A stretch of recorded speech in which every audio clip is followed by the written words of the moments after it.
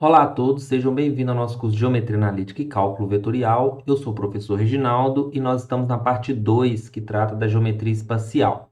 O tema da aula de hoje, a gente vai dar continuidade ao estudo de distâncias no espaço. Nessa aula nós vamos falar sobre a distância de um ponto até um plano. Depois dessa aula, você vai ser capaz de calcular a distância de um ponto a um plano, conhecendo um ponto qualquer desse plano e o vetor normal. Antes de começarmos, é importante alertar que, algumas vezes, erros são identificados após a gravação da aula. Quando isso acontece, eu sempre deixo uma errata na descrição dos vídeos. Por isso, antes de começarmos a aula, verifique na descrição do vídeo se não tem uma errata. Agora sim, pegue seu papel e lápis, que nós vamos começar. Continuando a nossa aula sobre distâncias no espaço, hoje nós vamos falar sobre a distância de um ponto ao plano. Qual é a definição da distância de um ponto qualquer a um plano dado, né? É a definição que a gente tem intuitivamente mesmo, né? Como é que você calcula a distância de um ponto até uma parede, por exemplo? Vai ser da seguinte forma, ó. Dados um plano π, como está aqui, e um ponto P, como esse, sabemos que existe uma única reta passando por P perpendicular a π, que é essa reta aqui, tá vendo? Ela passa por P e é perpendicular a π. Tendo P0 a interseção desse plano com a reta L, P0 é esse ponto de interseção que a gente encontrou, é fácil ver que a distância entre P e P0 é a menor que a distância entre P e qualquer outro ponto x de π. Ou seja, essa distância entre esses dois pontos, ela vai ser a menor de todas as distâncias possíveis quando eu pego um ponto qualquer que esteja no plano, diferente do P0, e calculo a distância até esse P. Por que esse cara aqui vai ser esse P a P0 vai ser a menor distância? Porque aqui a gente está olhando para um triângulo retângulo. E a gente sabe da geometria básica que a hipotenusa é sempre maior que o cateto. E não importa se você variar o x de lugar, tá vendo? Em qualquer uma dessas situações, essa aqui sempre vai ser a hipotenusa de um triângulo retângulo. Então, e essa distância de P até P0 ela é fixa. Com isso, essa distância P até P0 é a menor de todas as distâncias possíveis quando você pega um ponto x qualquer do plano e calcula a distância até o ponto P. Bem, com isso, definimos a distância de P até π dessa forma. A distância de P até π vai ser a distância de P até P0, onde esse P0 ele é construído através da perpendicular ao plano. Bem, essa é a definição. Agora, a segunda pergunta é, como que a gente calcula essa distância, né? Para isso, a gente tem uma fórmula, né? Na verdade, no caso do plano, a gente vai ter três fórmulas para calcular a distância. Essa daqui é a primeira delas, é a mais óbvia, que é a seguinte: sejam π um plano e P um ponto qualquer. Se n é um vetor normal a π e A pertence ao plano π, um ponto qualquer diferente de P, então a distância de P até π vai ser dada por isso daqui. É uma fração onde no numerador eu tenho um módulo do vetor AP escalar com o vetor normal n dividido pela norma do vetor n. Vamos provar que a distância é dada por essa igualdade aqui. Então vamos mostrar essa proposição. Aqui a gente tem a situação, tem um plano π, tem o ponto A aqui genérico, pode ser um ponto qualquer fixado desse plano, né? E o ponto P que a gente quer calcular a distância. A gente sabe que a distância, a gente já viu, é dada por esse segmento aqui, né? Essa aqui é a distância que eu quero calcular, vou chamar de D. Bem, como é que a gente pode fazer isso? De uma maneira bem simples. Você olha para o vetor AP, e aí essa distância aqui, ela vai ser o comprimento do vetor projeção AP sobre N, ó. O vetor projeção é esse daqui, ó, do vetor AP projetado sobre o N. Vai ser esse vetor aqui, ó, na direção do vetor N. E essa distância, ela vai ser exatamente o comprimento desse vetor. Então, a gente percebe que a distância é o comprimento, né, a norma do vetor projeção AP sobre N, né? Lembrando que a projeção, a gente já viu várias vezes, a projeção de AP sobre N é dada por essa fórmula, né? É esse número, AP escalar N sobre a norma de N ao quadrado na direção do vetor N. Esse é o vetor projeção. Só que a gente não quer o vetor projeção, a gente quer o comprimento dele, ou seja, a norma. Quando você calcula essa norma, você tira a norma desse vetor, né? Como é que fica? A norma da projeção de AP sobre N, que vai ser D, né? Ela é, isso aqui é um número, o módulo desse número, AP vezes N, sobre a norma de N ao quadrado. Norma de N, que é um vetor, né? E aí, módulo, posso fazer o módulo em cima e embaixo, propriedade módulo, AP vezes N, se é um número, eu faço o módulo dele. O módulo da norma de N ao quadrado é a norma de N ao quadrado, porque esse número é positivo. E aqui eu tenho a norma de N. Posso cancelar esse com esse, que são números. E aí, com isso, eu chego na fórmula, que vai ser AP vezes N sobre a norma de N. Bem simples, né? Agora que a gente já tem a fórmula, vamos usá-la para calcular a distância de um ponto a um plano. Agora vamos fazer esse exemplo numérico, que é o seguinte: determine a distância do ponto P, com essas coordenadas, a esse plano, onde aqui a gente tem as equações paramétricas do plano. Vamos ver como é que a gente usa aquela fórmula. Como a gente acabou de ver, a fórmula da distância de um ponto P ao plano P é dada por isso daqui. Aqui a gente tem as coordenadas do ponto P e a gente tem as coordenadas paramétricas do plano π. Para aplicar nessa fórmula, eu preciso de um ponto A qualquer do plano π e preciso de um vetor normal. O que as equações paramétricas do plano me dão?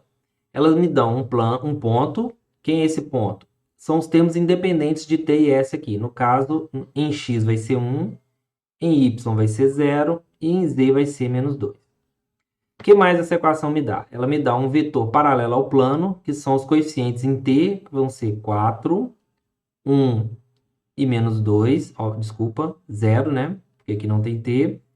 E v são os coeficientes de s, 1, menos 2 e menos 1. Então, isso daqui me dá a seguinte situação. Eu tenho aqui o plano π, eu tenho o ponto A, eu tenho aqui um representante do vetor U, vou colocar assim, um representante do vetor U, e isso aqui é um representante do vetor V.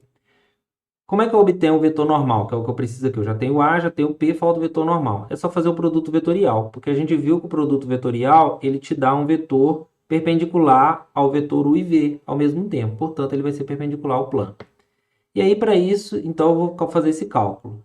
Vou escrever assim, U igual a 4, 1, 0, para facilitar a minha conta. V igual a 1 menos 2 e menos 1. E vou calcular aqui o produto vetorial. Quem é o produto vetorial entre U e V? Ignora essa coluna e faça esse determinante. Vai ser menos 1, 0 vezes menos 2, 0. A do meio, a coordenada do meio, ela tem um sinal trocado. Então, agora eu ignoro a coluna do meio e faço determinante. Vai dar menos 4 e 0 vai dar menos 4. Esse menos vai dar mais 4. E ignora a terceira, eu vou ficar com 2 vezes 4, menos 8, menos 1. Pronto. Isso daqui vai dar menos 1, 4, menos 9. Esse aqui vai ser o meu vetor normal. E agora, com essas informações, eu tenho o N, o A e eu tenho o P também. Vou escrever o P aqui. P é 1 menos 2, 1. 1 menos 2, 1. E aí eu vou calcular esses elementos da fórmula. Então, primeiro eu vou calcular o AP. Quem é o AP? As coordenadas de P menos as de A. Vai dar 1 menos 1, 0. Menos 2. 1 menos 1 menos 2. 1 mais 2, que é 3. E já tem o N. E agora é só calcular. Quem vai ser a distância de P a P? Aplicação direta da fórmula. Vai ser produto escalar de 0 menos 2, 3, que é o AP, com N, que é menos 1, 4 e menos 9, dividido pela norma do N. Vou colocar assim, distância de P a π, igual a norma do N, vai ser a norma desse vetor, menos 1, 4, menos 9. Isso vai me dar o quanto? Fazendo produto escalar aqui, vai ser 0 vezes 1, 0, menos 2 vezes 4, 8, menos 3 vezes 9, 27. Sobre, isso aqui é a raiz quadrada de cada coordenada ao quadrado, somando. Então, vai ser 1 mais 16 mais 81. Isso é igual a, então, módulo de menos 27 menos 38 menos 35 sobre raiz de 81, 96, 97, 98. Pronto, agora é só simplificar. Como é que fica? Módulo de menos 35 é 35. Raiz de 98 é 2 vezes 49. Então, vou ficar com 35 sobre raiz de 49 é 7. Raiz de 2. 35 por 7 dá 5. Raiz de 2, racionalizando, 5 raiz de 2 sobre 2. E essa é a distância que a gente estava buscando. Agora, como sempre, vou propor um exercício para vocês fazerem, que é o seguinte. Calcule a distância do ponto P, de coordenadas 1, 3, 4, ao plano π, dado por essas equações paramétricas. Repetir o que a gente fez, só que agora com outros dados. Bem, dá uma pausa no vídeo, tenta fazer, enquanto eu vou ali buscar um cafezinho.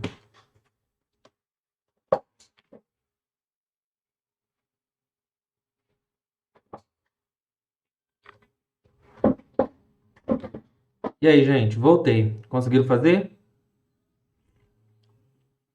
Espero que sim. Vamos ver a resposta, então? Bem, aqui a gente tem a resposta. O vetor n, mesma coisa, ele é dado pelo produto vetorial entre esses dois vetores que a gente tira da equação paramétrica do plano. E vai dar, o produto vetorial vai dar esse vetor aqui. Ele é perpendicular ao plano. O ponto A é dado por essas coordenadas, pertence ao plano π. E o vetor AP, consequentemente, vai ter essas coordenadas. Logo, se aplicando na fórmula, né, produto vetorial do AP vezes o n sobre a norma do n. E essa distância vai dar 3. Tenho certeza que vocês conseguiram. Agora, antes de encerrarmos, vamos fazer uma coisa diferente, um pouco diferente do que a gente tem feito. Além desse exercício que eu sempre proponho, vou propor também um desafio para vocês. Vamos lá, que é o seguinte. Obtenha a equação geral do plano π que contém a reta R, dada por essa equação aqui, paramétrica, e que dista a raiz de 2 do ponto P. Esse exercício eu chamei de desafio, mas não é um exercício assim super difícil. É só um exercício um pouquinho mais elaborado, que se você pensar um pouquinho, vai dar um pouquinho mais de trabalho, mas dá para fazer com o conhecimento que a gente fez. É só um desafio para estimular um pouco o aprendizado. Esse desafio eu não vou dar resposta. Eu quero que vocês tentem fazer e deixem as respostas aqui no comentário e a gente vai comparando ao longo do tempo. Beleza? Então é isso. E antes de terminar, volto a repetir. Se você encontrar algum erro de digitação, algum sinal trocado, alguma bobeirinha que eu fiz aí, mas que não interfere no desenvolvimento geral da teoria e dos exercícios que a gente fez, deixe nos comentários também que eu faço uma errata no final, na descrição do vídeo, beleza? Então, até a próxima. Espero que vocês tenham gostado.